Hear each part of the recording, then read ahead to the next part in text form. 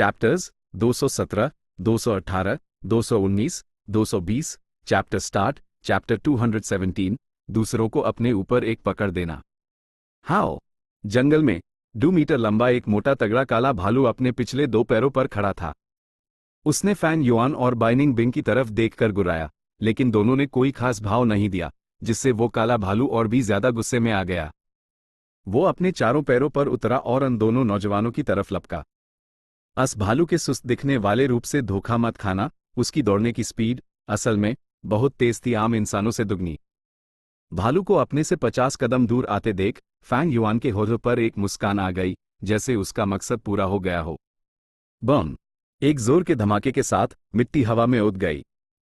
काला भालू दर्द से चीखा, उसका आगे बढ़ना रुक गया जैसे उसके सर पर किसी ने जोरदार वार किया हो। ऐसे अजीब हमले से गुस्से में आकर उसने जल्दी से अपनी दिशा बदली और एक बार फिर फैंग युआन की तरफ दौड़ा। लेकिन सिर्फ 10 कदम आगे बढ़ने के बाद ही जमीन फिर से फट गई। हाओ! भालू की छाती बुरी तरह से फटकर खून से लथपथ हो गई थी। उसकी एड़ी लाल हो गई क्योंकि उसका गुस्सा चरम सीमा पर पहुंच गया था और वो एक बार फिर आगे लपका। आखिर है तो एक जंगली जानवर ही, अकल की कमी है। फैंग युआन ने ठंडी सांस लेते हुए कहा और पीछे हट गया। काला भालू लगातार पीछा करता रहा, लेकिन हर कुछ कदम पर एक धमाका हो जाता। कुछ दर्जन कदम और दौड़ने के बाद भालू का शरीर घावों से भर गया था और उसके फुर का कोई हिस्सा सही सलामत नहीं बचा था। वो लंगड़ा रहा था क्योंकि उसके चारों पैर जख्मी हो चुके थे। अब उसमें पहले जैसी डरावनी शान नहीं बची थी। उसका गुस्सा शांत हो गया था और जीने की फितरत हावी हो गई। बेशक फैंग युआन 20 कदम से ज्यादा दूर नहीं खड़ा था, लेकिन उसने पीछे हटने का फैसला किया। लेकिन फैंग युआन ने उसके भागने के रास्ते का पहले से ही अंदाजा लगा लिया था और यूएस रास्ते पर एक गहरा गड्ढा खोदकर उसमें कम से कम 5-4 थंडर पोटैटो गू दबा दिए थे। बूम! एक जोर के धमाके के साथ लड़ाई खत्म हो गई। उसी समय टेंट में हवा में धुएं की लकीरें मंडरा रही थी। SDHUEIN में तस्वीरें चमक रही थी, जो फैंग युआन की लड़ाई का पूरा प्रोसेस रियल टाइम में दिखा रही थी। एल्डर मो जिंग, आप क्या सोचते हैं? बाई क्लैन की लीडर ने लड़ाई खत्म होने के बाद पूछा। टेंट के अंदर सिर्फ वो और बाई मो जिंग हाई थे। अगर मैं गलत नहीं हूं तो यह गू यू क्लैन का यंग मास्टर 4 थंडर पोटैटो गू इस्तेमाल कर रहा है। ये गू एक एक्सपेंडेबल टाइप का है जो जमीन से एनर्जी सोख कर बढ़ता है और वाइब्रेशन से टकराने पर एक्सप्लोड हो जाता है। रैंक 2 गू वॉर्म्स में इसकी अटैकिंग पावर काफी स्ट्रॉन्ग है, लेकिन ये गू बाईगू माउंटेन पर बहुत कमजोर पड़ जाता है। बाईगू माउंटेन में मिट्टी नहीं है और पहाड़ के पत्थर भी हड्डियों से बने हैं, वहां 4 थंडर पोटैटो गू प्लांट नहीं किया जा सकता। बाइमो जिंग ने अपना असेसमेंट जारी रखा। बाई क्लैन की लीडर ने अपना सर हिलाया। आपका एनालिसिस सही है, लेकिन पॉइंट वो नहीं है। क्या आपने नोटिस नहीं किया, फैंग जिंग ने सब कुछ खुद किया, 4 थंडर पोटैटो गू दबाने से लेकर लड़ाई के अंत तक। उसके पास एक रैंक 3 का बॉडीगार्ड है, लेकिन उसने एक टीडियस प्रोसेस के जरिए खुद रैंक 2 4 थंडर पोटैटो गू इस्तेमाल करने का चुनाव किया। जब भी वो एक बीज दबाता है, उस अपने प्राइमेवल एसेंस को रिकवर करने के लिए प्राइमेवल स्टोन्स इस्तेमाल करने पड़ते हैं, लेकिन वो ये सब खुद करने पर आदिग है। इससे क्या पता चलता है? बाइमो जिंग की एड़ी चमक उठी। मैं समझ गया, यह फैंग जिंग एक सीधा साधा और नेक इंसान है, उन लोगों में से नहीं जो साजिशें रचते हैं और काम से जी चुराते हैं। उसने हंटिंग कंपटीशन में हिस्सा लेने के लिए हाँ कर दी, इसलिए चाहे कितना भी मुश्किल क्यों ना हो, वो चीट करने के लिए बाहरी ताकत का इस्तेमाल नहीं करेगा। साजिश करने वाले और कामचोर कैरेक्टर्स की विल कमजोर होती है, जबकि नेक कैरेक्टर्स एडिग रहते हैं। अगर हम इन दोनों लोगों से स्पिरिट स्प्रिंग का लोकेशन पता करना चाहते हैं, तो सबसे अच्छा तरीका है कि हम उनसे इनडायरेक्टली अपनी अकल का इस्तेमाल करके ये काम करवाएं। ही, कल रात के प्लान पर मेरा कॉन्फिडेंस और बढ़ गया है। बाई क्लैन की लीडर मुस्कुराई। शुक्र है वे अपने गोल्स पूरे कर पाया। आधे इंसेंस के जलने के बाद फैंग युआन ने बाई क्लैन की लीडर के सामने एक फटी हुई भालू की खाल रख दी। ही, इतने कम समय में जूनियर ने एक एडल्ट काले भालू को मार गिराया, जैसा कि गू यू क्लैन के यंग मास्टर से उम्मीद थी। बाई क्लैन की लीडर के चेहरे पर हल्की सी हैरानी दिखी, जो तुरंत एक मुस्कान में बदल गई। जूनियर, आप जाकर आराम करें, ग्रीन कॉपर रेलिक गू जल्द हाई भेजे दिया जाएगा। शुक्रिया क्लैन लीडर, मैं अब इजाजत लेता हूं।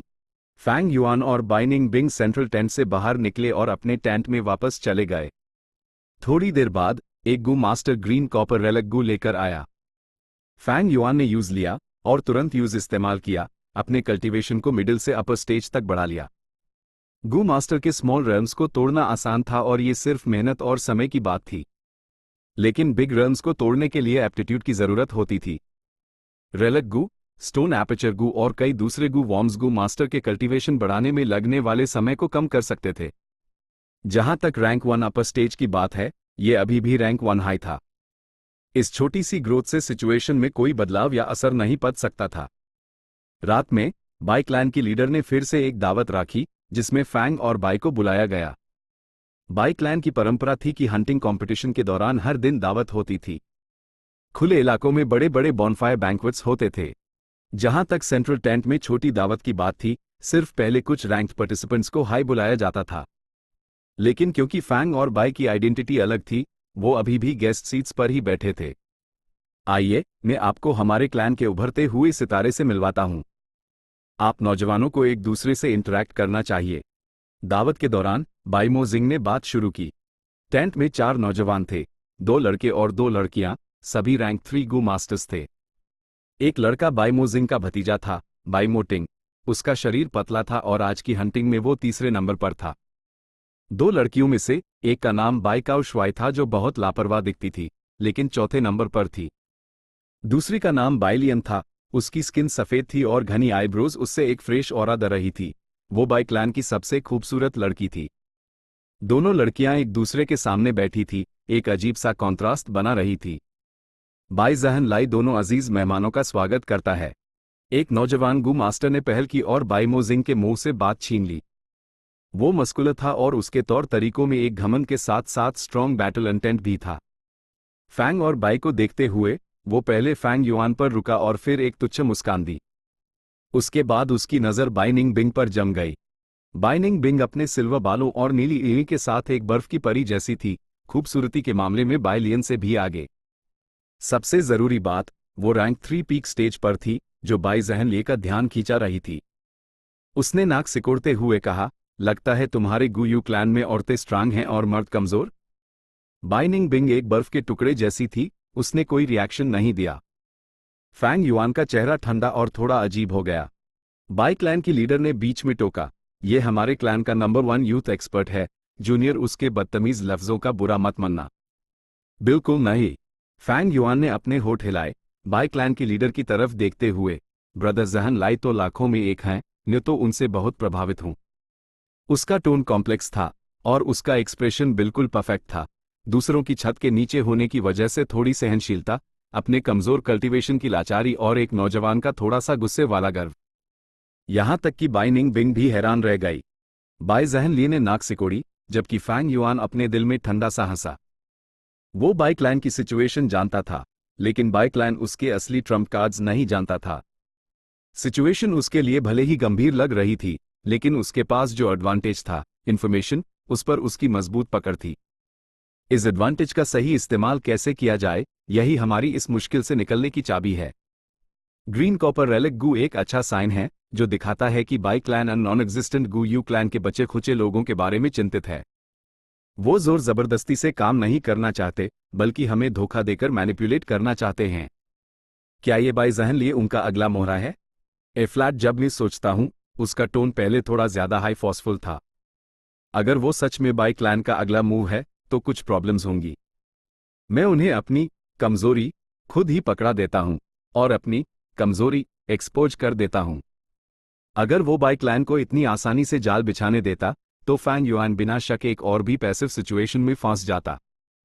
इसके बजाय वो खुद ही दूसरों को अपने ऊपर एक पकड़ देता और कुछ झूठी कमजोरियां दिखा दे, ताकि कुछ इनिशिएटिव हासिल कर सके। ऐसा सोचते हुए फैंग युआन की नज़र टेंट में घूमी। उसके शातिर दिमाग में एक चाल बन रही थी। उसने अपने सामने बैठी बाई लियन को देखा। थोड़ी देर घूरने के बाद बाई लियन को उसकी नज़र का एहसास हुआ, लेकिन फैंग युआन ने अपना सर घुमा लिया, जैसे कुछ और देख रहा हो। जैसे जैसे दावत आगे बढ़ी, फैंग युआन वक्त वक्त पर बाई लियन पर चोरी चोरी नज़र डालने लगा, लेकिन उससे अंग मिलाने से बचता रहा। जब दावत लगभग खत्म होने वाली थी, फैंग युआन और भी ज्यादा बार चोरी से देखने लगा। यह सिचुएशन बाई क्लैन की लीडर और कुछ क्लैन एल्डर्स ने आसानी से नोटिस कर ली। क्लैन एल्डर्स की आंख में थोड़ी सी मस्ती दिखी। नौजवानों का दिल आना एक आम बात थी। बाई लियन बाई क्लैन की ब्यूटी थी, उसका गुयू क्लैन के यंग मास्टर का ध्यान खींचना नेचुरल था। दावत खत्म होने के बाद बाई मोजिंग जोश में क्लैन लीडर से मिलने गया। क्लैन लीडर, क्या आपने देखा दावत के दौरान क्या हुआ?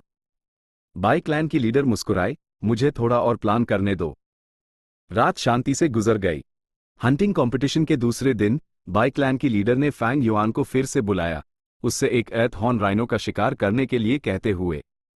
फैंग युआन ने वही तरीका अपनाया, 4 थंडर पोटैटो गू का इस्तेमाल करके अर्थ हॉर्न राइनो को उड़ा दिया और उसका हॉर्न वापस ले आया। बाई क्लैन की लीडर ने उसकी तारीफ की और यूस एक क्लियरिंग हीट गू इनाम में दिया।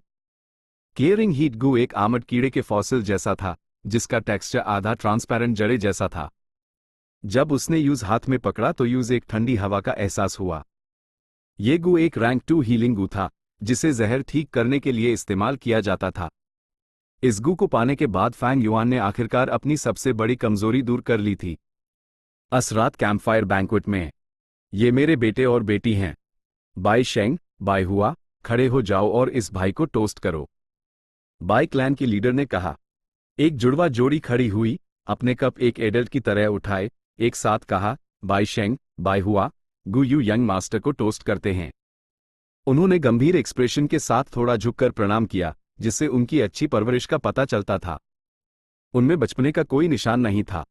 फैंग युआन थोड़ा सा हैरान हुआ और इस भाई बहन की जोड़ी को ध्यान से देखने लगा। उसके पिछले जीवन के अनुसार ये दोनों बच्चे आगे चलकर मशहूर राइचस ट्विन स्टार्स बनेंगे, उनकी शोहरत लंबे समय तक चलेगी। दोनों ने रैंक 5 तक कल्टिवेट किया और बाई क्लैन विलेज को एक अभूतपूर्व ऊंचाई तक पहुंचाया। साथ ही वो बाई गू माउंटेन इनहेरिटेंस के वारिस भी थे और बाई शेंग तो आगे चलकर बाई क्लैन का लीडर भी बना था।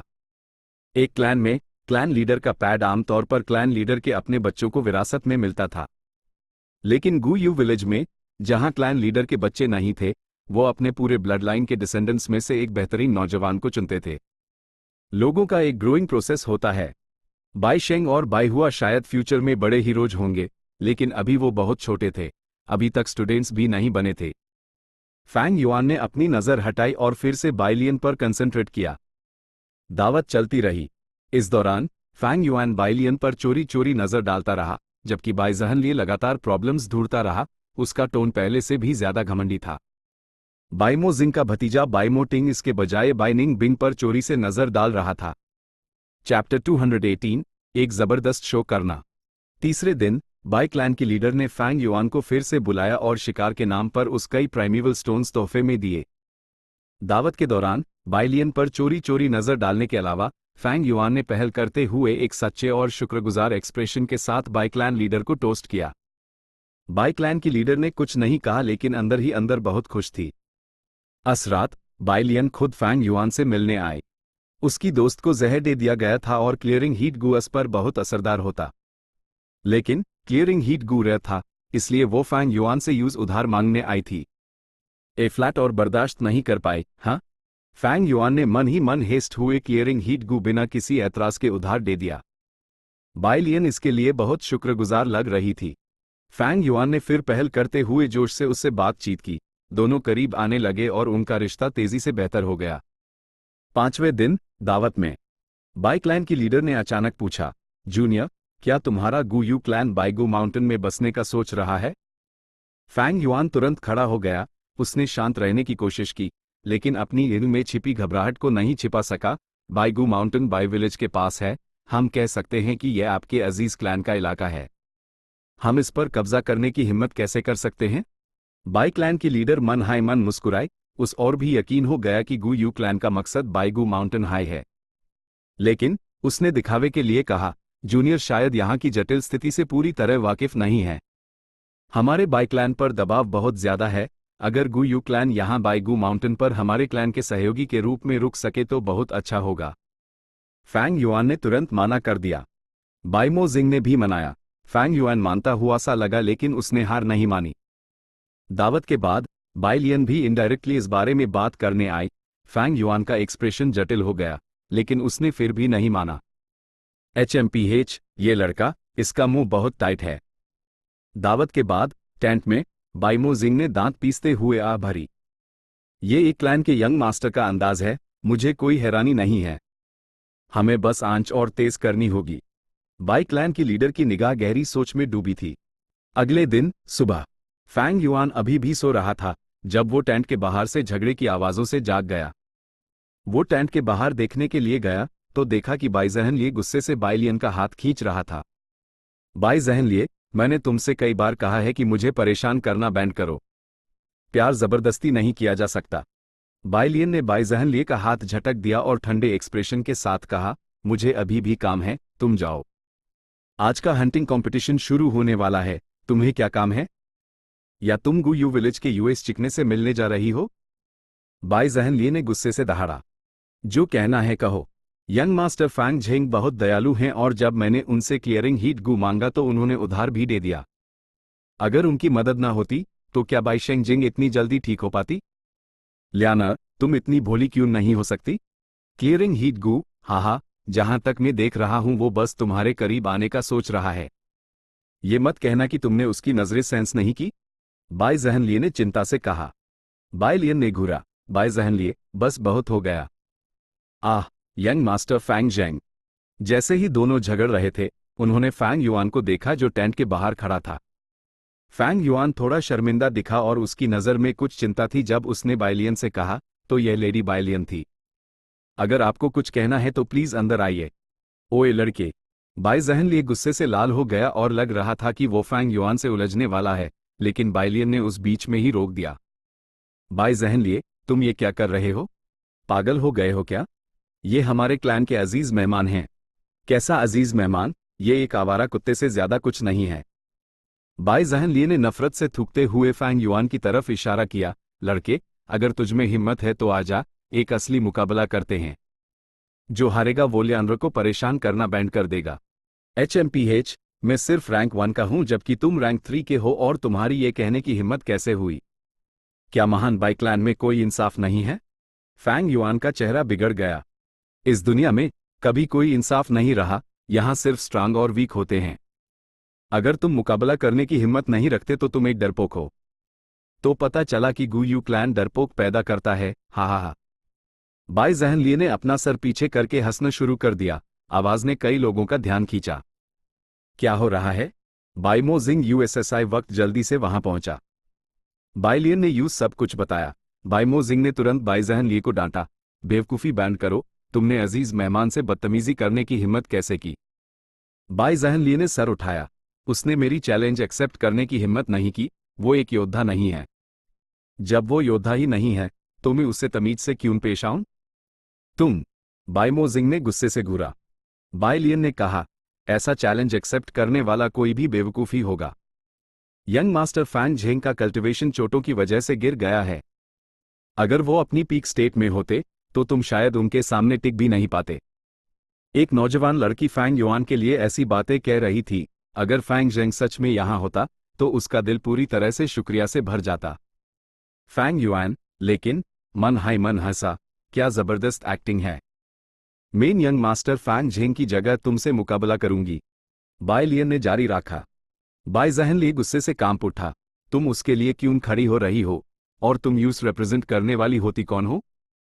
वो सिर्फ एक चिकना लौंडा है, एक रीढ़हीन डरपोक। मैं अकेले ही उसके जैसे दास को हरा सकता हूं। मैं तुमसे मुकाबला नहीं करूंगा। लड़के, अगर हिम्मत है तो खड़ा हो। कुछ बोल भी नहीं रहा, क्या तू मर्द भी है?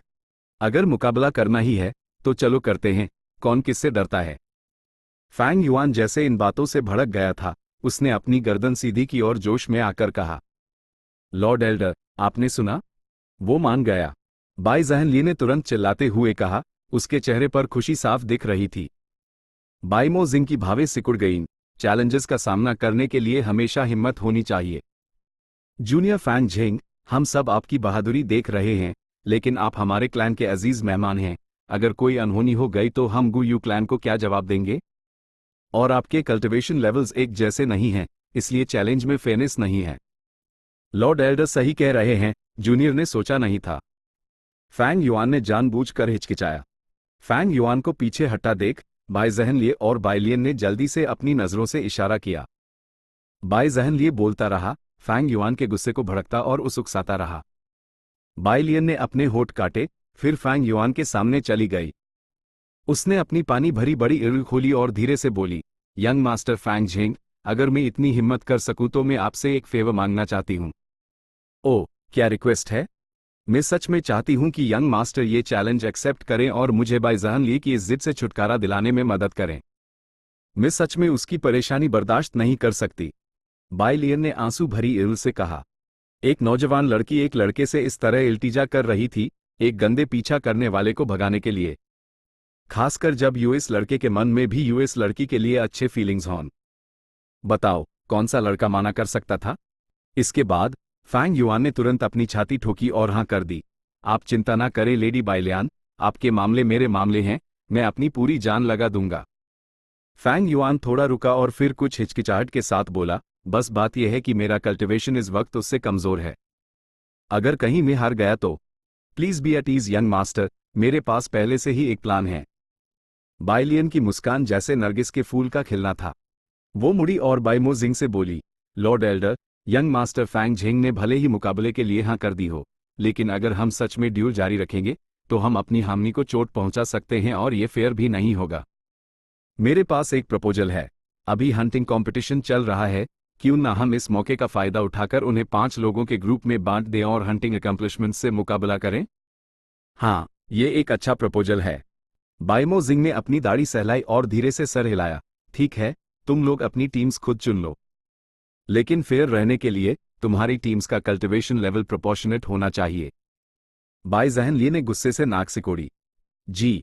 बाई लियन ने खुशी से तुरंत झुक कर कहा। 1 घंटे बाद दोनों तरफ से लोग निकल पड़े।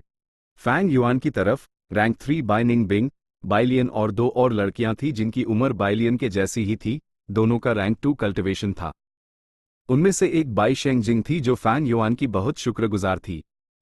उसी को जहर दिया गया था और फैंग युआन के क्लियरिंग हीट गू से वो ठीक हुई थी। ग्रुप में अच्छा मेल जोल था और भले हाई फैंग युआन का कल्टीवेशन सबसे कम था, वो ग्रुप का को था। यंग मास्टर, आपको चिंता करने की जरूरत नहीं है, हमने ज्यादा कीमती शिकारों के लोकेशंस की डिटेल्ड इंफॉर्मेशन पहले ही हासिल कर ली है। आपको बस हमारे पीछे चलना है।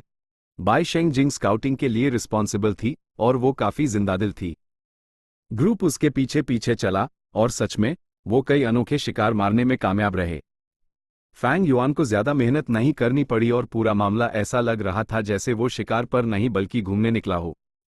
यंग मास्टर फैंग झेंग, मैंने दूसरों से सुना है कि आपका गू यू क्लैन बाइगू माउंटेन पर माइग्रेट कर रहा है, क्या ये सच है? बाई शेंग जिंग ने जैसे अचानक ही पूछा जब वो अपने शिकार से लौट रहे थे। ये सब बातें बेबुनियाद हैं। फैंग युआन मुस्कुराया। यंग मास्टर, आप जेंटल और रिफाइंड हैं, एक नेक जेंटलमैन, बाई जहन लिए से कहीं बेहतर। साई, अगर आप बाइगू माउंटेन पर रुक सकते तो हम फ्यूचर में एक दूसरे से ज्यादा मिल पाते। बाई शेंग जिंग ने जारी रखा। फैंग युआन हंसा और चुपके से बाइलियन को देखा जो उसके साथ चल रही थी। बाइलियन चिंतित लग रही थी। बसना और विलेज स्थापित करना आसान काम नहीं है। सबसे जरूरी कंडीशन एक स्पिरिट स्प्रिंग ढूंढना है। लेकिन स्पिरिट स्प्रिंग के आसपास की प्राइमेवल एनर्जी बहुत घनी होती है, इसलिए वहां जरूर जानवरों के झुंड या शक्तिशाली जंगली गू वॉर्म्स रहते होंगे। विलेज स्थापित करने के लिए सबसे पहले एक्सप्लोरेशन ग्रुप को घमासान लड़ाइयों से गुजारना होगा, या तो जानवरों के झुंड को मारना होगा या जंगली गू वॉर्म्स को। इस प्रोसेस में जरूर खून खराबा और कुर्बानियां होंगी। ऐसा कहकर उसने फैंग युआन को देखा। असल में बाइगू माउंटेन में कई बोनगू रहते हैं। इन बोनगू का शरीर सख्त होता है और उनसे निपटना मुश्किल होता है। बाइगू माउंटेन में मिट्टी भी नहीं है, जमीन पूरी तरह से हड्डियों और पत्थरों से बनी है। इस पहाड़ पर विलेज बसाना और जीना नामुमकिन नहीं है, लेकिन इसके लिए बहुत बड़ी कीमत चुकानी पड़ेगी। ओह, ऐसा है क्या? फैंग युआन की मुस्कान में एक हिचकिचाहट थी और उसकी नज़र में गहरी चिंता दिख रही थी। फिर उसने बेपरवाह होने का नाटक किया और पूछा, मुझे बाइगू माउंटेन में काफी इंटरेस्ट है। बाइलियान, आपका क्लैन तो आधा मालिक कहा जा सकता है, क्या आप मुझे बता सकती हैं कि इस पहाड़ पर क्या खतरे हैं? बाइलियन मुस्कुराई। तो फिर सुनिए यंग मास्टर। उसने बड़ा चढ़ाकर बातें की और चुपके से अपने अपचे के अंदर एंग्जाइटी एक्यूमुलेशन गू को एक्टिवेट कर दिया। ये गू बसंत की हवा की तरह शांति से काम करता था और चुपचाप अपने 10 कदम के दायरे में सबको प्रभावित करता था। ये लोगों के विचारों को बढ़ाता था और उनकी चिंताएं बढ़ाता था। फैंग युआन का मुस्कुराता चेहरा धीरे धीरे गायब हो गया और उसकी एड़ी में चिंता और ज्यादा दिखने लगी। यंग मास्टर फैंग झेंग को चिंता करने की जरूरत नहीं है, हम इस बार बाई जहनली से जरूर जीतेंगे। बाई शेंगजिंग ने जानबूझकर फैंग युआन की चिंता कम करने की कोशिश की। फैंग युआन ने सर हिलाया और कुछ वाक्यों का जवाब देने के बाद वो खोया खोया सा लगने लगा। उसके बाद वो कई सवाल पूछता रहा। वो सब बाईगू माउंटेन के बारे में थे, खासकर पहाड़ के पिछले हिस्से के कुछ इलाकों के बारे में। बाई लियन ने उसके सभी सवालों का धैर्य से जवाब दिया। यह सीन कैंप में रियल टाइम में चल रहा था। मछली जाल में फंस गई। बाई क्लैन की लीडर ने एक स्मग मुस्कान दी। पहाड़ का पिछला हिस्सा। उसने टेबल पर पड़े नक्शे को देखना शुरू किया। चैप्टर 219 बाईगू माउंटेन में प्रवेश। थोड़ी देर बाद बाई क्लैन की लीडर ने नक्शे से अपनी नजर हटा ली, हार मान ली। बाईगू माउंटेन बहुत बड़ा था, भले ही रंगे पिछले पहाड़ तक सीमित थी, लेकिन सही लोकेशन का पता लगाना अभी भी बहुत दूर की बात थी। वो गुयू का लड़का, वो हमारे बाई क्लैन से सतर्क है और सीधे रास्ता नहीं पूछेगा। लगता है स्पिरिट स्प्रिंग का लोकेशन पता करने के लिए हमें कमर कसनी पड़ेगी। बाई क्लैन की लीडर ने दांत पीसकर एवेल्युएशन किया। एक बार उन्हें स्पिरिट स्प्रिंग का लोकेशन मिल गया तो बाई क्लैन एक पूरी जांच करेगा। लेकिन अगर स्पिरिट स्प्रिंग के आसपास जानवरों के झुंड ज्यादा नहीं हैं और उन्हें मारने की कीमत ज्यादा नहीं है तो मैं सीधे हमला करूंगी। आखिरकार पहले एक्शन लेने का इनिशिएटिव हमारे पास है। लेकिन अगर आसपास के जंगली जानवर और गू वॉर्म्स बहुत ज्यादा हैं तो हम गू यू क्लैन को सपोर्ट और रियनफोर्स करेंगे, उन्हें हमलों का बोझ उठाने देंगे, जबकि हम बाद में फल काटने के मौके का इंतजार करेंगे। अगर हमने ये ठीक से किया तो हम गू यू क्लैन के बचे केचे लोगों को भी अपने में शामिल कर सकते हैं। ही। इस बड़े प्लान के बारे में सोचते हुए बाई क्लैन की लीडर हंस पड़ी। उस अभी कोई अंदाजा नहीं था कि जिन्हें वो गू यू के बचे केचे लोग समझ रही थी वो बस एक बड़ा सा झूठ था। असल में फैंग युआन ने बाई लियन से और भी कीमती जानकारी हासिल की थी। राइचस इनहेरिटेंस बाईगू माउंटेन के पिछले पहाड़ पर था। फैंग युआन ने ये जानकारी झूठी नहीं दी थी। लेकिन पिछले पहाड़ पर कई बोन बीस्ट्स द और उससे भी ज्यादा गू वॉर्म्स इस इलाके पर हावी द इस इलाके को एक क्लैन टेरिटरी के रूप में क्लेम करना मुश्किल और बाधाओं से भरा होगा। वो बाई लियन की बातों से समझ गया था कि उनमें कुछ बड़ा चढ़ाकर कहा गया है। अपने 500 साल के अनुभव पर भरोसा करते हुए उसने बढ़ाए चढ़ाए गए हिस्सों को फिल्टर किया और एक सच हासिल किया। अगर वो और बाइनिंग बिंग मिलकर काम करें तो इनहेरिटेंस ग्राउंड तक पहुंचने में कम से कम आधा साल लगेगा। बाईगू माउंटेन पर स्थिति जंगल जैसी नहीं थी। यहां जंगली जानवरों के बड़े बड़े झुंड थे और कई खतरनाक जानवर और गू वॉर्म्स छिपे हुए थे। कई इलाकों से बचना जरूरी था और कुछ जगहों से तो बिल्कुल दूर रहना था। एक बार गांव वापस आने पर, जैसा बाई शेंगजिंग ने कहा था, उनके बैटल रिजल्ट्स बाई जहनली से बेहतर थे। एक दिन में ही ये खबर फैल गई और ये कंपटीशन सबकी जुबान पर था। पांचों कैंप ग्राउंड में चल रहे थे और उन पर बहुत ध्यान दिया जा रहा था। सीनियर बाई लियन आज जीत गई। ये तो बस लॉर्ड बाई जहनली की किस्मत खराब थी। तुम जानते हो ना, शिकार किस्मत पर भी डिपेंड करता है। अगर तुम्हें रेयर शिकार ना मिले तो ताकत होने से क्या होता है? वो दोनों, क्या वो गू यू क्लैन से हैं? वो लड़की कौन है? कितनी खूबसूरत है? बाई लियन की खूबसूरती से बिल्कुल कम नहीं। मैंने सुना है इस गू यू क्लैन के यंग मास्टर को लॉर्ड बाई लियन में इंटरेस्ट है। सच में चींटी होकर हाथी से टक्कर लेने चला है।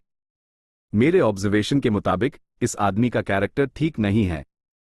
एक पहले से ही साथ है, फिर भी दूसरे की चाहत है। कोई वंडर नहीं कि लॉर्ड बाई जहनली इतने गुस्से में थे। सबको पता है कि लॉर्ड बाई जहनली को सीनियर बाई लियन में इंटरेस्ट है। आखिरकार मैंने सुना है वो बचपन के दोस्त थे। साई, अफसोस कि ये एहसास एक तरफा है। कई फुसफुसाहट और गुप्त बातें हो रही थी। लोग अपने सिर झुकाए हुए थे। फैंग युआन उदास दिख रहा था। भले ही वो जीत गया था, लेकिन उसके चेहरे पर कोई खुशी नहीं थी। रात तक सेंट्रल टेंट में एक और कैंपफायर बैंक्वेट आयोजित किया गया। जुड़वा बच्चे बाई शेंग और बाई हुआ ने फैंग युआन को टोस्ट किया और फिर उन्हें ले जाया गया। टेंट में कई नए चेहरे दिखे। बाई लियन और बाई जहनली के कंपटीशन ने उन्हें आम हंटिंग कंपटीशन से बाहर कर दिया था। इसलिए जो स्पॉट्स उनके पास द वो अब खाली हो गए थे, जिससे बाई क्लैन के कई नौजवान आगे बढ़े। ये दोनों लड़के साफ तौर पर बाई जहनली के ज्यादा करीब द एक ने दावत के दौरान फैंग युआन को गुस्से से घूरा जबकि दूसरा बेपरवाह था। जूनियर, इतने दिन हो गए, तुम्हारे क्लैन के लोग कहाँ हैं? दावत में बाई क्लैन की लीडर ने पूछा। फैंग युआन ने कुछ चिंता दिखाई। मेरे हिसाब से इन्हीं कुछ दिनों में आ जाना चाहिए। साई, शायद वो किसी मुश्किल में फंस गए होंगे, लेकिन उनकी ताकत को देखते हुए कोई प्रॉब्लम नहीं होनी चाहिए। बाई क्लैन की लीडर ने सर हिलाया। जिसके बारे में वो चिंतित थी वो फैंग युआन था। इतनी मेहनत करने और ये स्टेज तैयार करने के बाद, इस पॉइंट पर जहां प्रोग्रेस हो रही थी और सफलता बस कुछ ही दूर थी, वो नहीं चाहती थी कि गुयू के बचे केची लोग अचानक आकर पूरा प्लॉट खराब कर दें। जो वो नहीं जानती थी वो ये था कि उसकी चिंता बेकार थी। इस दुनिया में सिर्फ डू गुयू बचे, द फैंग युआन और फैंग जेंग। चिंता मत करो जूनियर, मैंने लोगों को आसपास जांच करने भेजा है। मुझे विश्वास है कि जल्द ही तुम्हें अपने क्लैन के लोगों की खबर मिल जाएगी। रिएक्ट करने के बाद बाई क्लैन की लीडर ने फैंग युआन को सांत्वना दी। फैंग युआन ने जल्दी से उसका शुक्रिया अदा किया, जबकि बाई निंगबिंग ने अपनी भावी सिकोड़ ली। सिचुएशन और भी गंभीर होती जा रही थी। जितना लंबा वो खींचेंगे उनके लिए उतना ही बुरा होगा। अभी तो ठीक था, बहाने बनाकर उन्हें जवाब दे रहे थे। आखिरकार जंगल में अनएक्सपेक्टेड मुश्किलों का सामना करना नॉर्मल बात है, लेकिन जब वो इससे ज्यादा खींचेंगे तो बाई क्लैन को शक हो जाएगा और शायद वो उनके झूठ के पीछे का सच भी पता लगा लें। लेकिन इन दिनों वो जंगल में शिकार करते रहे और बाई निंगबिंग ने कुछ भी करने की हिम्मत नहीं की। वो जानती थी कि बाई क्लैन के गू मास्टर्स पूरे प्रोसेस की निगरानी कर रहे थे, किसी कोने में छिपे हुए। उनके पास एक स्ट्रॉन्ग मूवमेंट गू की कमी थी और जंगल के जटिल टेरेन के साथ उनकी स्पीड सीमित थी। बाई निंगबिंग की नज़र में सिचुएशन दिन भी दिन खराब होती जा रही थी। ऐसा लग रहा था जैसे वो दलदल में गहरे फंस गए हैं, समय के साथ और भी नीचे डूबते जा रहे हैं। इस रेट पर तो वो पूरी तरह से निगल लिए जाएंगे। आखिर तुम प्लान क्या कर रहे हो? बाई निंगबिंग ने फैंग युआन को घोरा। वो फैंग युआन को समझती थी, वो इंतजार करके मरने वालों में से नहीं था। लेकिन अपने कम जीवन अनुभव के कारण वो इस सिचुएशन से निकलने का कोई रास्ता नहीं सोच पा रही थी। इस माहौल में वो फैंग युआन से खुलकर चर्चा भी नहीं कर सकती थी। बाई निंगबिंग के दिल में दबाव बढ़ता जा रहा था। एक और दिन बीत गया। फैंग युआन का ग्रुप रिजल्ट्स के मामले में बाई जहनलिए के ग्रुप को बस थोड़े से अंतर से हरा रहा था। दावत में बाई क्लैन की लीडर ने बाई मो जिंग को एक और गुप्त चर्चा के लिए बुलाया। क्लैन लीडर ने अपनी उंगली से टेबल पर थपथपाया। ये ऐसे नहीं चल सकता। भले ही आज शिकार के दौरान बाई लियान बाईगू माउंटेन के खतरों के बारे में बात करती रही, मेन फैंग झेंग को डगमगाते हुए महसूस कर सकती थी, लेकिन समय किसी का इंतजार नहीं करता। एक बार गुयू ग्रुप आ गया, फैंग झेंग को अपना सहारा मिल जाएगा और हमारी सारी मेहनत बेकार चली जाएगी। समय हमारे साथ नहीं है। बाई क्लैन की लीडर ने आ भरी, अपनी चिंता छिपा नहीं सकी। जो वो नहीं जानती थी वो ये था कि बाई निंगबिंग उससे भी ज्यादा चिंतित थी। समय बाई निंगबिंग और फैंग युआन के लिए और भी ज्यादा कीमती था। बाई मो जिंग ने कुछ देर सोचा। क्लैन लीडर, जहां तक मैं देख रहा हूं, ये उम्मीद करना अवास्तविक है कि फैंग झेंग इतनी जल्दी हम पर भरोसा करके हमें स्पिरिट स्प्रिंग का लोकेशन दे देगा। मेरे पास एक आइडिया है, लेकिन हमें यूज मैनिपुलेट करना और यूएस पर दबाव बढ़ाना जारी रखना होगा। ओ, बोलो, बाई मो जिंग ने धीरे से फुसफुसाया। बाई क्लैन की लीडर ने हल्का सा सर हिलाया। तुम सही कह रहे हो, वो फैंग झेंग बहुत बेचैन है, शायद चिंतित है कि उसके क्लैन को स्पिरिट स्प्रिंग के लिए लड़ने में बहुत ज्यादा नुकसान ना हो जाए। क्या यूज स्पिरिट स्प्रिंग के पास के इलाके की जानकारी नहीं चाहिए? यूज जरूर चाहिए, लेकिन वो हमसे सतर्क है। इसके अलावा उनका कल्टीवेशन भी कमजोर है। तुम्हारा आइडिया अच्छा लग रहा है। अनजाने में महिला क्लैन लीडर को लगा कि यह तरीका अनुचित है, लेकिन अब जब उनके पास कोई बेहतर प्लान नहीं था तो वो सिर्फ यही ट्री कर सकते थे। इसलिए ड्यूल के तीसरे दिन बाई जहनली ने शिकार के दौरान गलती से एक जंगली स्विमिंग ड्रैगन बटरफ्लाई पकड़ ली और पूरे कैंप में हंगामा मच गया। बाई लियन ने एक गंभीर चेहरा बनाया। सिचुएशन खराब लग रही है। स्विमिंग ड्रैगन बटरफ्लाई गू रैंक 3 और बहुत कीमती है। बाई जहनली का स्कोर हमसे बहुत आगे है। हमें जीतने का मौका पाने के लिए एक रिस्क लेना ही पड़ेगा। मैं जंगल के टेरेन को बहुत अच्छे से जानती हूँ। हम सिर्फ बाईगू माउंटेन में जाकर शिकार कर सकते हैं और बोन बीस्ट्स को मार सकते हैं या जंगली बोनगू पकड़ सकते हैं। बाई निंगबिंग ने यह सुना और उसका दिल उछाल पड़ा। बाईगू माउंटेन, क्या ये उनकी इस मुसीबत से निकलने का सबसे अच्छा तरीका नहीं है? हाँ, सोचना भी मत कि ऐसा मौका ऐसे आ जाएगा। भले हाई बाईगू माउंटेन खतरनाक था, लेकिन ये बाई क्लैन से बचने का सबसे अच्छा तरीका था। फैंग युआन ने अपना सर हिलाया। ये बहुत खतरनाक है लेडी बाई लियान, हमारी ताकत सीमित है, भूल जाओ। बाई निंगबिंग ने उड़ फड़े घूरा। उसका मन किया कि वो फैंग युआन का गला दबा दे। बाई लियन इसके बजाय हंसी। चिंता मत कीजिए यंग मास्टर, मेरे पास एक प्लान है। मेरे बाई शेंग और बाई हुआ से अच्छे रिश्ते हैं, हम उन्हें कल शिकार में शामिल होने के लिए माना सकते हैं। उनका कोई कल्टिवेशन नहीं है, इसलिए वो हमारे लिए रीइंफोर्समेंट्स नहीं माने जाएंगे। लेकिन उनके पास गू मास्टर्स हैं जो उन्हें खतरे से बचाने के लिए छिपे रहते हैं। अगर हम बाइगू माउंटेन में जाते हैं और खतरे का सामना करते हैं तो वो कैसे मदद नहीं करेंगे? हम उनके मारे हुए जंगली जानवर नहीं लेंगे, सिर्फ अपना शिकार करेंगे। जानवरों के झुंड में बूढ़े, बीमार और कमजोर जरूर होंगे, बाइगू माउंटेन के जंगली जानवर कहीं ज्यादा कीमती हैं। फैंग युआन चूक गया, ये सोचने के लिए कि बाई क्लैन ये सब कर रहा है सिर्फ मेरे शक को दूर करने के लिए। जैसे ही उसने दिल में सोचा, उसने कहा, जबरदस्त आइडिया। लेडी बाइलियन सच में नेक दिल वाली हैं, मैं बहुत प्रभावित हूं। नहीं, आप ज्यादा तारीफ कर रहे हैं। बाइलियन शर्म से मुस्कुराए, लेकिन उसकी इन में एक स्मगनेस चमक उठी। अगले दिन शाम को सेंट्रल टेंट में बाई क्लैन की लीडर हवा में इंद्रधनुषी धुएं को गौर से देख रही थी। धुएं में एक तस्वीर उभरी। तस्वीर में 7 लोग थे। फैंग युआन, बाइलियन और 3 और लोगों के अलावा 2 बच्चे भी थे, बाई क्लैन के यंग मास्टर्स। लगता है बाइगू माउंटेन बहुत शांत है। हम इतनी देर से चल रहे हैं और कोई मुश्किल नहीं आई। तस्वीर में बाई शेंग जिंग ने कहा। बाई क्लैन की लीडर ने गुस्से से नाक सिकोड़ी। उन्हें बचाने के लिए उसने एक बड़ी संख्या में गू मास्टर्स को रास्ता साफ करने भेजा था, एक भी एल्डर को पीछे नहीं छोड़ा था, सभी उन्हें गुप्त रूप से बचा रहे थे। फैंग युआन के ग्रुप का इतना आसान सफर होने का कारण यह था कि बाई क्लैन के गू मास्टर्स ने जानबूझकर कुछ जंगली जानवरों को पीछे छोड़ दिया था। इन 6 घंटों में बाई क्लैन ने कई बेहतरीन गू मास्टर्स की कुर्बानी दी थी और 3 एल्डर्स भी घायल हो गए थे। उनमें से 2 गंभीर रूप से घायल थे, बेहोश होकर कैंप वापस लाए जा रहे थे। लेकिन ये अभी भी बाइगू माउंटेन की तलहटी थी, जितना वो ऊपर चढ़ेंगे उतना ही खतरा बढ़ेगा। ये मत देखो कि फैंग युआन और बाकी लोग कितनी आसानी से सफर कर रहे थे, ये सब दूसरे गू मास्टर के जीवन और खून की कुर्बानी के कारण था। खासकर बाइगू माउंटेन, वहां कोई नहीं रहता था और वो एक जंगली जानवरों का इलाका था। रास्ता बनाने और एक्सप्लोर करने के लिए चुकाई जाने वाली कीमत बहुत बड़ी थी। फैंग युआन ऊपर चढ़ता रहा और बाइलियन के मार्गदर्शन से वो बाइगू बैक माउंटेन पहुंच गए। हमारे पास सीमित जानकारी है, मुझे नहीं पता कि आगे कहां जाना है। आसमान अंधेरा हो रहा है, शायद हमें वापस लौटना चाहिए, बाइलियन ने जानबूझकर कहा। जब हम यहां आ ही गए हैं तो एक्सप्लोर कर ही लेते हैं, फैंग युआन ने इसके बजाय कहा। उसने आसपास देखा, पहचानने की कोशिश करते हुए जैसे वो कुछ ढूंढ रहा हो। उसने उन्हें लीड करना शुरू कर दिया। अपनी यादों के मुताबिक वो जानता था कि इनहेरिटेंस ग्राउंड पास ही था। हे हे हे, क्या तुम कम से कम प्रिटेंड करने की कोशिश कर सकते हो? उसके पास बाइनिंग बिंग ने ये देखा और अपने दिल में चिल्ला रही थी। फैंग युआन का बर्ताव ऐप कैरेक्टर से बाहर हो रहा था। बाइनिंग बिंग ने चिंता से आसपास देखा, लेकिन अजीब बात यह थी, चाहे वो बाइलियन हो, बाई शेंग जिंग या दूसरे, ऐसा लग रहा था जैसे वो कुछ भी नहीं समझ पा रहे थे, फैंग युआन को शांति से ढूंढने दे रहे थे। अच्छा, यही है।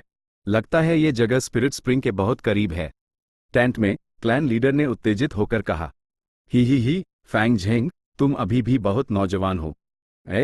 वो गुफा में घुस गए, क्या स्पिरिट स्प्रिंग गुफा के अंदर है? तस्वीर चमकी, गुफा के अंदर का दृश्य दिखाते हुए। जब बाई क्लैन की लीडर कंफ्यूज हो रही थी, तभी बाहर से किसी ने रिपोर्ट किया। क्लैन लीडर को रिपोर्ट कर रहा हूं, एक इन्वेस्टिगेटिव गू मास्टर वापस आ गया है, एक टाई क्लैन गू मास्टर को लेकर। उनके पास इंपॉर्टेंट न्यूज रिपोर्ट करने के लिए है। चैप्टर 220। तो पता चला कि वो डिमोनिक स्काउंड्रल्स थे। Important information? बाई क्लैन की लीडर ने भावी सिकोड़ी स्पिरिट स्प्रिंग से ज्यादा इंपॉर्टेंट क्या हो सकता था? जबकि ये कोई इमरजेंसी नहीं है, तो उन्हें पहले इंतजार करने दो, उसने निर्देश दिया और फिर अपनी नजर धुएं की तस्वीर पर वापस घुमा ली। तस्वीर चमकी, गुफा की स्थिति दिखाते हुए। फैंग युआन और ग्रुप गुफा के अंदर गहरे चलते गए, जब तक वो अंत तक नहीं पहुंच गए। ये गुफा बड़ी नहीं थी। बाई क्लैन की लीडर निराश हो गई क्योंकि उसने स्पिरिट स्प्रिंग नहीं देखा, ऐसी जगह पर उसका होना नामुमकिन था। लगता है कि हमें स्पिरिट स्प्रिंग ढूंढने में अभी कुछ और समय लगेगा, बाई क्लैन की लीडर ने बुदबुदाया। उसने अपनी आस्तीन झटकी और धुएं को वापस समेट लिया, फिर टेंट के बाहर की तरफ कहा, उन्हें अंदर बुलाओ। टेंट का पर्दा खोला गया। एक तेजस्वी और जोशीला इन्वेस्टिगेटिव गू मास्टर अंदर आया और झुका। ये अधीनस्थ लॉर्ड क्लैन लीडर को प्रणाम करता है, मेरे पास एक जरूरी खबर है रिपोर्ट करने के लिए। उसकी आवाज में थोड़ी बेचैनी थी। तुमने एक टाई क्लैन गू मास्टर को पकड़ा है। बाई क्लैन की लीडर ने हल्की सी भावी सिकोड़ी। टाई क्लैन एक बहुत बड़ी शक्ति थी जिसका मुकाबला 10 बाई क्लान्स मिलकर भी नहीं कर सकते थे। अगर मामला ठीक से ना संभाला गया तो बड़ी मुसीबत खड़ी हो जाती। बाई क्लैन की लीडर मनहाइमन अधीनस्थ को दोष दे रही थी। ये टाई क्लैन गू मास्टर एक बॉम्ब जैसा था, उस चुपके से जंगल में ही मार देना चाहिए था। यूज क्लैन में वापस लाने से सबूत रह जाएगा और कॉम्प्लिकेशंस पैदा होंगी। इस अधीनस्थ को एक मिशन मिला था और गुयू के बचे केचे लोगों की दिशा की जांच करते हुए मुझे गलती से एक गंभीर रूप से घायल गू मास्टर मिला।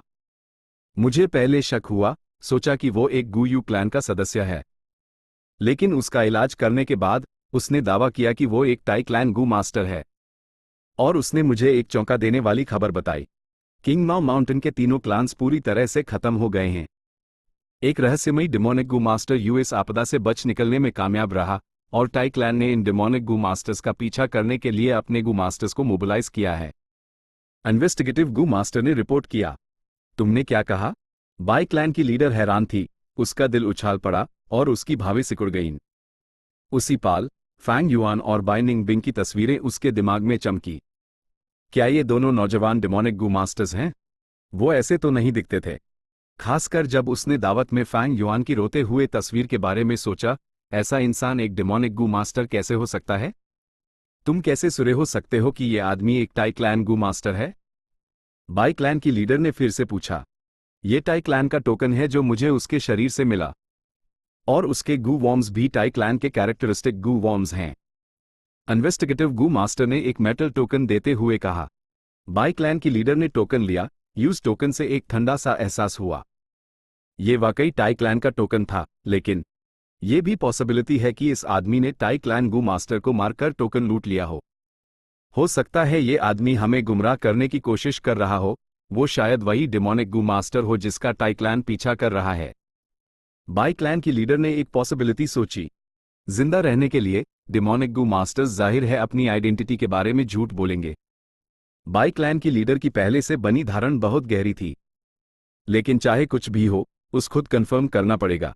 उसने उंगली सिकोड़ कर कहा, अस कैदी को यहां लाओ। चलो। जल्द ही टेंट खोला गया और एक गू मास्टर को लाया गया। ये टाई डाओ कू था।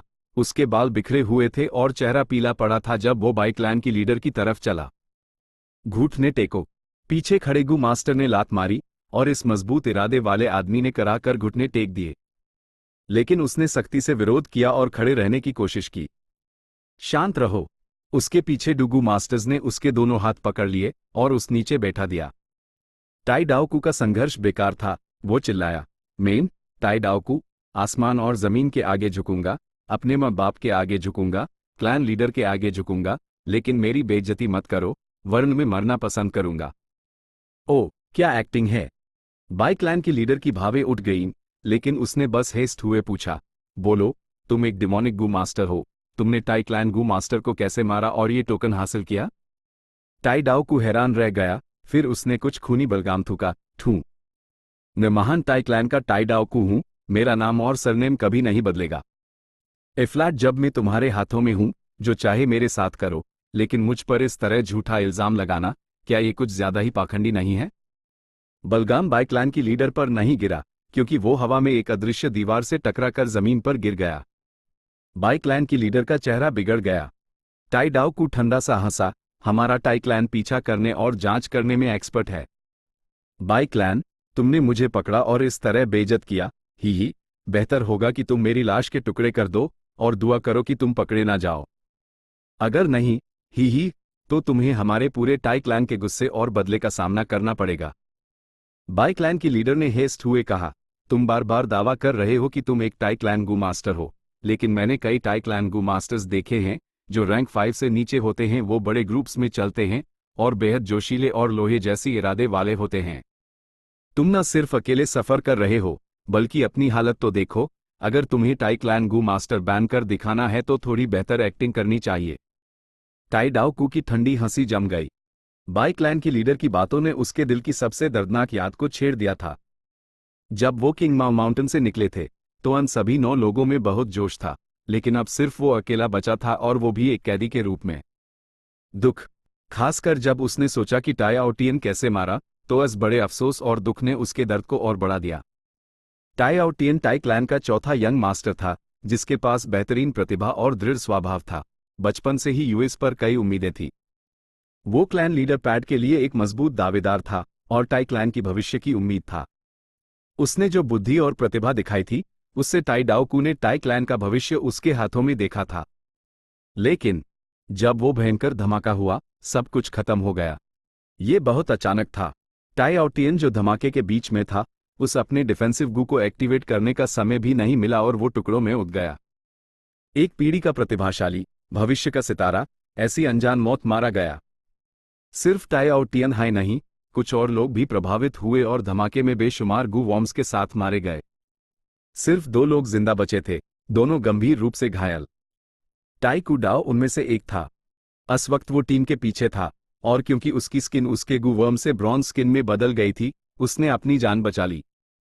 एक और घायल आदमी ने अपना आधा शरीर खो दिया था और थोड़ी देर में कोमा में चला गया। आखिरकार रिससिटेशन फेल होने के बाद मर गया। टाई डाओ को अपने क्लैन के लोगों को दफनाते हुए रोया। वो उन्हें अलग अलग दफनाना चाहता था, लेकिन ज्यादातर लाशें टुकड़ों में थी। टाई आउटियन सबसे बदनसीब था, उसका सिर्फ एक हथेली के बराबर मांस का टुकड़ा बचा था। उसने अपने अत्यंत दर्द और शोक को उठाया और एक मकबरा बनाया, एक बड़ा पत्थर काटकर उस निशान के तौर पर वहां रखा। इसके बाद उसने धमाके की जगह की जांच की। अपने अनुभव से उसने निष्कर्ष निकला कि ये 4 थंडर पोटैटो गू था। लगभग 104 थंडर पोटैटोज एक साथ दफन किए गए। बिना शक ये एक बहुत बड़ा, शातिर, बेरहम और अत्यंत बुरा जाल था। ऐसा घिनौना काम कौन करेगा? ये जाल किसने बिछाया? टाई डाओकू ने बहुत सोचा और उस लगा कि फैंग और बाई सबसे ज्यादा शक के घेरे में हैं। बिल्कुल, वो उनके नाम या सही जानकारी नहीं जानता था, लेकिन वो समझ गया कि ये दोषी शायद वही डेमोनिक गू मास्टर था जिसका वो पीछा कर रहे थे। बहुत नीच, बहुत क्रूर। टाई डाओकू गुस्से से आग बबूला हो गया, उसकी नफरत समंदर जितनी गहरी थी। बदला, उस बदला लेना ही होगा, और इस डेमोनिक गू मास्टर को इंसाफ के कटघरे में लाना होगा। टाई डाओकू अब टाई क्लैन वापस नहीं जा सकता था। वो चौथे यंग मास्टर की मौत का अंजाम तक पहुंचाने के लिए जिम्मेदार था। इसके अलावा, अगर वो इस तरह खाली हाथ वापस जाता, तो ये उसके कैरेक्टर पर एक बड़ा दाग होता। यूज पीछा जारी रखना ही था। उसकी जिंदगी अचानक रंगीन से ग्रे हो गई थी। वो किंग माओ माउंटेन के डेमोनिक गू मास्टर को मारकर अपना गुस्सा निकलना चाहता था। भले ही वो ना कर पाए, वो अपनी पूरी कोशिश करना चाहता था। बदला, बदला, वो चिल्लाया। वो तब तक नहीं रुकेगा जब तक वो फैंग और बाई को मार नहीं देता। लेकिन हकीकत बेरहम थी। उसके घावों का ठीक से इलाज नहीं हो पाया और कुछ ही दिनों में उस तेज बुखार और भयंकर सिरदर्द हो गया। उसने जानवरों के झुंडों के हमले का भी सामना किया और नदी के जरिए मुश्किल से बच पाया। लेकिन सही सामान के बिना वो आखिर में बेहोश हो गया। जब वो जागा, तो यूज पता चला कि उस बचाया गया है, लेकिन वो बाई क्लैन का कैदी बन गया है। पीछे मुड़कर देखा तो सब कुछ दर्दनाक घटनाओं का सिलसिला था। टाई डाओकू टेंट में घुटनों के बाल बैठा था और उसकी आंखों से आंसू बेकाबू होकर बह रहे थे। बाई क्लैन की लीडर हैरान थी। टाई डाओकू ने उसके सवालों का जवाब नहीं दिया और बस एक दृढ़ ऑरा छोड़ता रहा। ये एक झूठी आइडेंटिटी जैसा नहीं लग रहा था, जैसे कोई डेमोनिक गू मास्टर जो जीना चाहता हो। क्या ये आदमी सच में टाई क्लैन से है?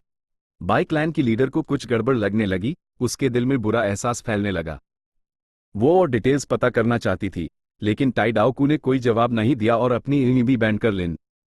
बाई क्लैन की लीडर का दिमाग घुमा और उसने अचानक कहा, कुछ समय पहले हमारे बाई क्लैन ने डू यू क्लैन के मेहमानों की मेहमान नवाजी की। वो 2 नौजवान हैं, एक खुद को गू यू क्लैन का यंग मास्टर बताता है। उसके खत्म करने से पहले ही टाई डाओकू ने अचानक अपनी आंख खोल दी। उसकी कभी मुर्दा आंखें अब रोशनी से चमकने लगी थीं। नफरत, गुस्सा, खुशी, हर तरह के जटिल एहसास फूट पड़े। वो उत्तेजित होकर उठना चाहता था, लेकिन उसके पीछे डूगू मास्टर्स ने यूज नीचे धकेल दिया। वो चिल्लाया, ये वही हैं, ये जरूर वही हैं। सोचा नहीं था कि मैं उनसे यहां मिलूंगा। डू लोग, और वो भी नौजवान, HMPH, वो जरूर वही डेमोनिक गू मास्टर्स होंगे जो किंग माओ माउंटेन से भागे हैं। टाई डाओकू बाई क्लैन की स्थिति नहीं जानता था।